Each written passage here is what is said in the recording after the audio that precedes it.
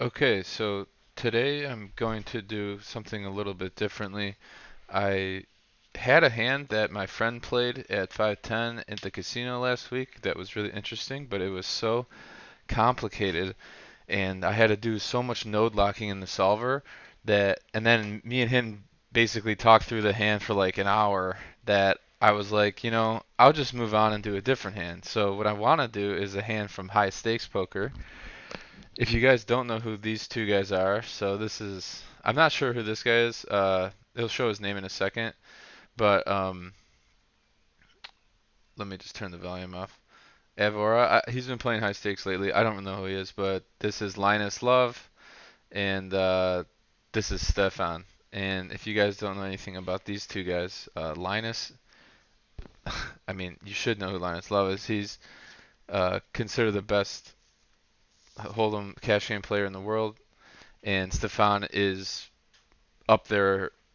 Well, Linus was the best, has been the best for years. Stefan is sort of new in the last couple years, but he's been doing really well at high stakes, and he's just like a legend right now.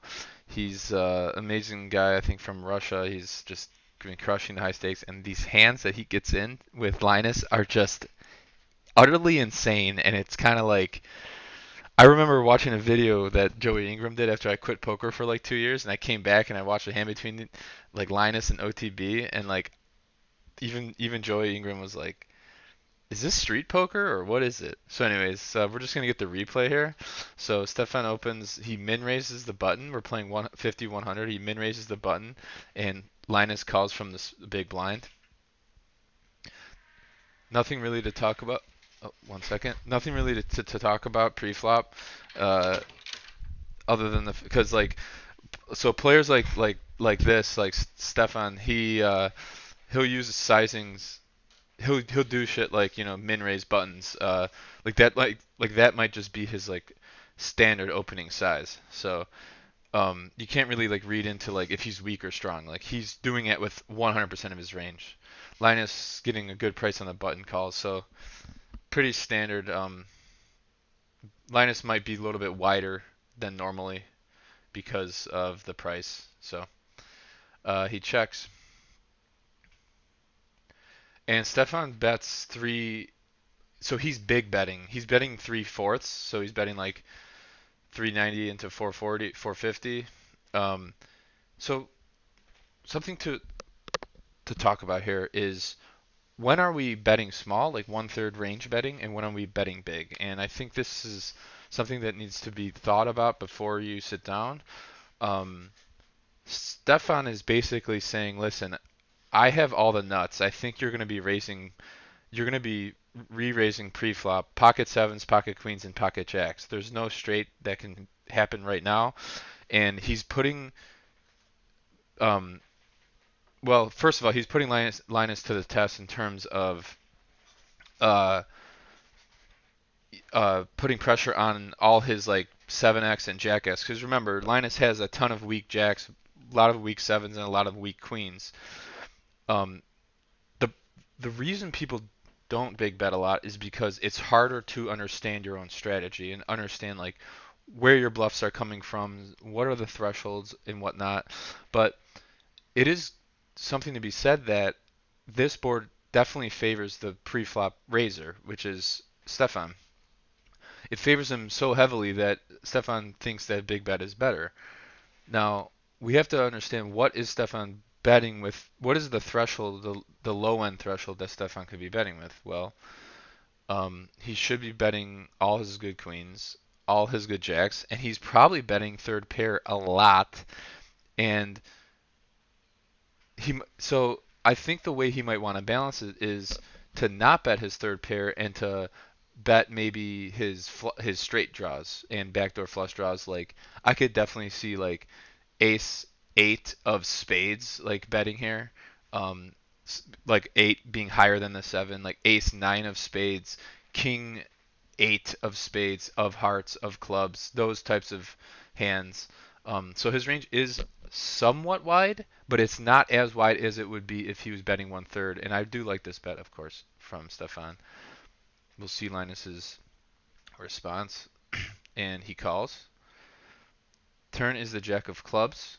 Let's think about this for a second. Who does this favor? Well, we don't really know who it favors. It could favor a lot. Linus is betting a lot of, or calling with a lot of Jack X because he's he has a lot of Jack X, but he also has a lot of Queen X and a lot of flush straight draws. So let's see how it unfolds.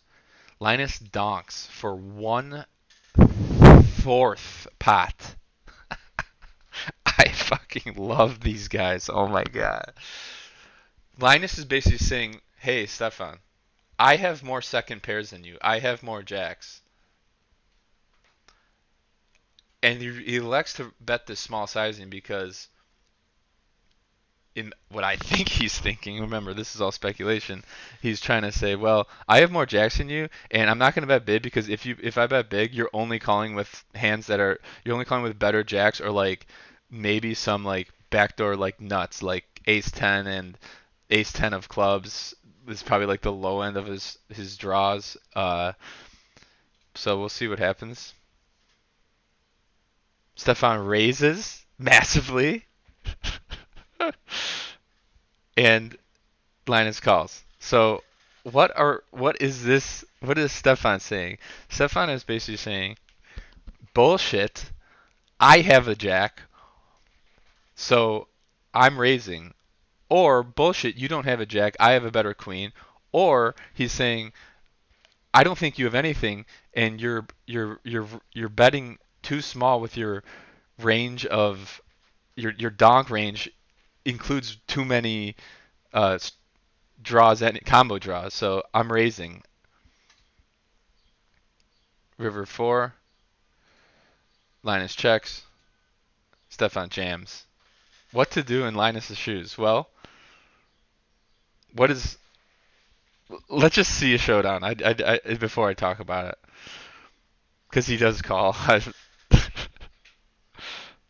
Over bet pot. Linus with Queen Deuce and Stefan with King Jack of Spades for trip jacks with the King Kicker. Is this the state of high stakes poker? Linus calling with Queen Deuce, top pair, lowest kicker.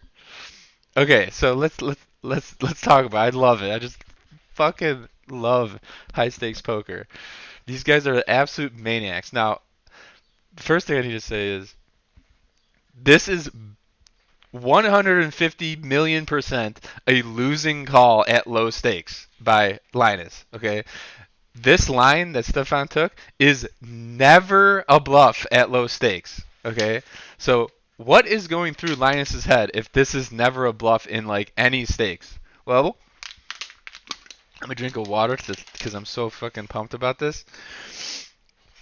Linus is saying on the turn you have too many straight and flush draws and combo draws, and maybe some sevens to balance it.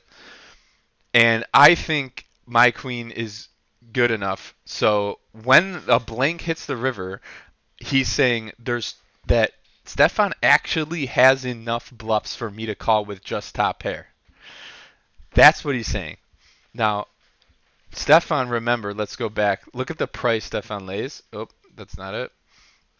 Look at this price he lays. He's betting 78 into 50, okay?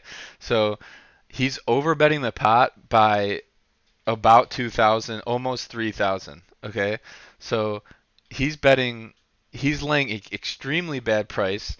Linus is getting worse than 2 to 1. He's getting like 1 point something to 1, okay? So what, so Linus is basically throwing the math out the window and is just saying Stefan has too many bluffs here. He has way too many bluffs here. And the good news about Linus's exact hand is that he has diamonds, which means he's unblocking all the.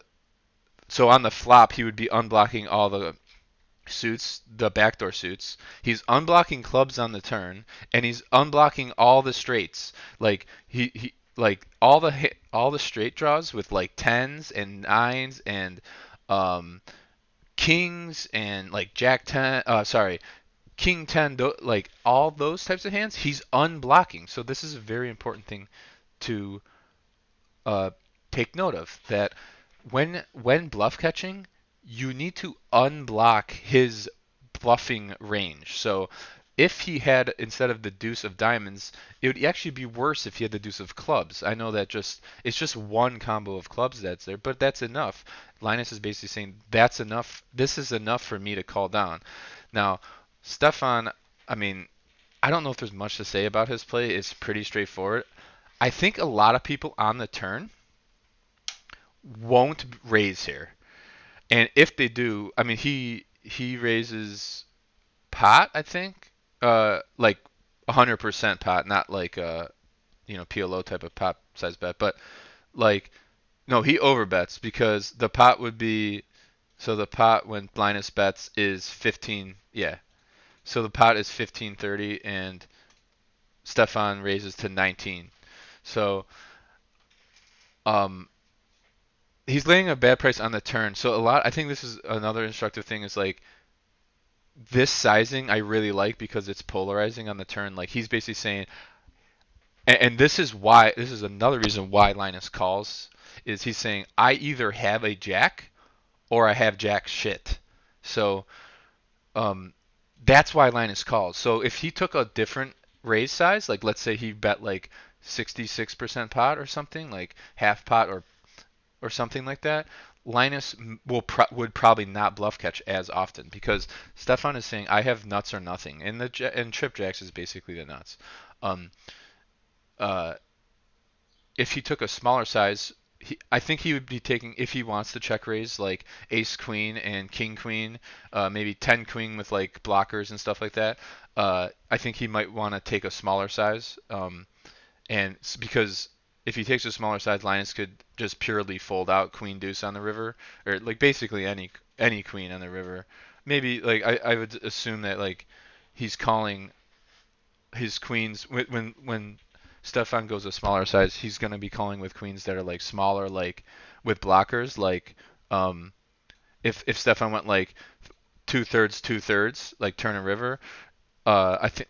Jeez, I wanted to pause this. I think like Stefan, I think Linus calls with like queen 10, queen king, um, especially like with diamonds. Diamonds is the best suit for him to have. So I do like both of these guys play. I think if you're going to be bluff catching with the queen deuce of diamonds, it needs to be against an opponent that can take this line with bluffs. And the reason why Stefan is one of the best players in the world, or if not the best, is because he does have the right amount of um, bluffs. I mean, in theory he might not because this price he's laying is so bad, but uh, he definitely strives to have the right amount of blockers to bluff.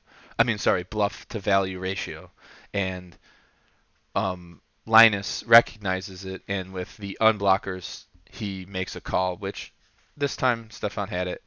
Anyways, guys, I love high stakes hands. I'm gonna be doing these more. I think these are like so instructive and like so awesome to see like what the metagame is at the highest stakes. Like these guys are the best players in the world. Forget your Helmuth, forget your Negranu, forget your Doug Polk. These guys are world class, the greatest players in the world.